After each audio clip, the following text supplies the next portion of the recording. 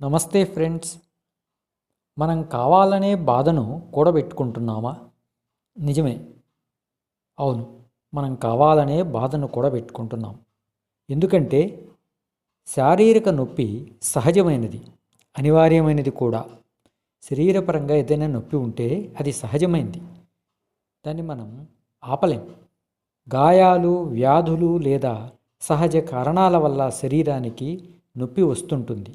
ఇది ఒక జీవరసాయనికపరమైన ప్రక్రియ. అది మానసిక సమస్య కాదు. నొప్పి అనేది సమస్య కాదు. ఇది జీవితంలోని ఒక భాగం. మీకు ఇది తెలుసా? మానసిక బాధ ఆలోచన వల్ల సృష్టించబడుతుంది. శారీరక నొప్పికి భిన్నంగా మానసిక బాధ మనుషులు సృష్టించినదే. మనుషులే సృష్టించారు ఈ మానసిక బాధ అనేది. ఇది ఆలోచన, జ్ఞాపకాలు మరియు మానసిక అలవాట్ల వల్ల ఉత్పన్నమవుతుంది. మెమొరీ వల్ల, కండిషనింగ్ వల్ల. ఆలోచన మన బాధను కొనసాగిస్తుంది. ఎందుకంటే అది గత అనుభవాలను గుర్తు చేసుకుంటూ భవిష్యత్తుపై భయాన్ని ప్రకోపిస్తుంది, రేకెత్తిస్తుంది. ఉదాహరణకు ప్రకృతిలో చూసామంటే పులి, జింక. ఒక పులి జింకను వేటాడి దాన్ని తినడం ప్రారంభిస్తుంది. జింక మరణించే లోపల ఎంతో నొప్పిని అనుభవిస్తుంది. అయితే జింకకు గతం కానీ ఆలోచన కానీ లేదు, కాబట్టి అది మానసిక బాధను అనుభవించదు. అయితే నొప్పి సహజమే, అది ఉంటుంది. కానీ మానసికంగా అది సమస్య కాదు.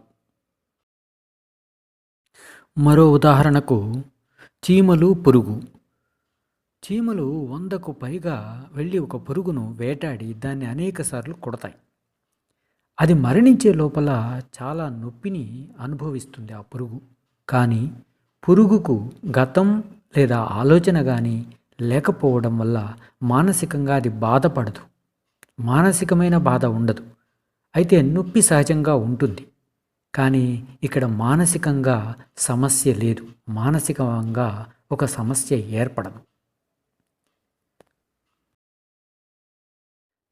ఫ్రెండ్స్, నొప్పిని సమస్యగా మారకుండా గమనించగలమా?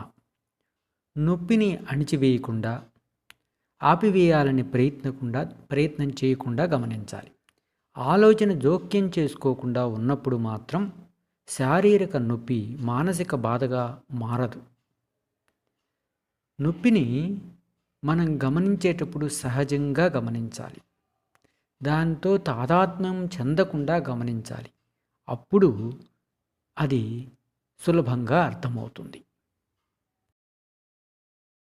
గమనించే వ్యక్తి లేకుండా మానసిక బాధను గమనించడం అంటే అబ్జర్వర్, పరిశీలకుడు లేకుండా, అంటే అబ్జర్వర్, అబ్జర్వ్డ్ రెండు విడిపోకుండా గమనించడం. మానసిక బాధను గమనించే సమయంలో గతాన్ని తీసుకుని రాకూడదు. గమనించటం పూర్తిగా ఆలోచన రహితంగా, వ్యక్తిగతమైనటువంటి గుర్తింపు లేకుండా ఉండాలి. నేను, నాది అనేది లేకుండా, బాధను స్వీయ గుర్తింపు లేకుండా, నా బాధ నేను అని గుర్తించుకోకుండా, ఎంపిక చేసుకునే మనస్సు లేకుండా, అది కావాలి ఇది కావాలని మనస్సు ఉందంటే అక్కడ పరిశీలకుడు ఉన్నట్టు లెక్క. అలా పరిశీలకుడు లేకుండా గమనిస్తే అది సహజంగా తొలగిపోతుంది. చూడండి, మానసిక బాధకు మూల కారణం ఏంటి? దాన్ని ఎలా తొలగించుకోవడం, తీసివేయడం ఎలా? మానసిక బాధ యొక్క మూల కారణం ఏంటి? ఆలోచనతో తాదాత్మ్యం చెందడం. వ్యక్తిత్వం, ఇదొక వ్యక్తిత్వం, నాకొక వ్యక్తిత్వం ఉంది అనేటువంటి వ్యక్తిత్వ భ్రమ ఏదైతే ఉందో దానితో తాదాత్మ్యం చెందడం.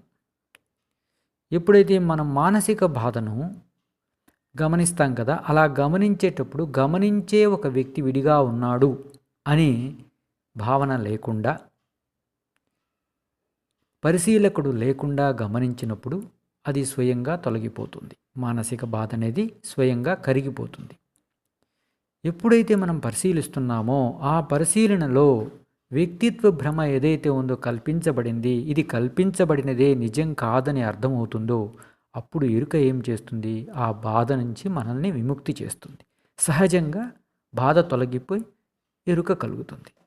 ఎరుక రావాలంటే మనం ఈ భ్రమ అనేది, వ్యక్తిత్వ భ్రమ అనేది నిజము అని తెలుసుకోవడం. అలా తెలుసుకోవడమే మానసిక బాధను తొలగించడం, ఆ మూల కారణాన్ని తొలగించడం అవుతుంది. ఎరుకతో బాధను అర్థం చేసుకోవడమే మన ఈ మానసిక బాధకు ముగింపు.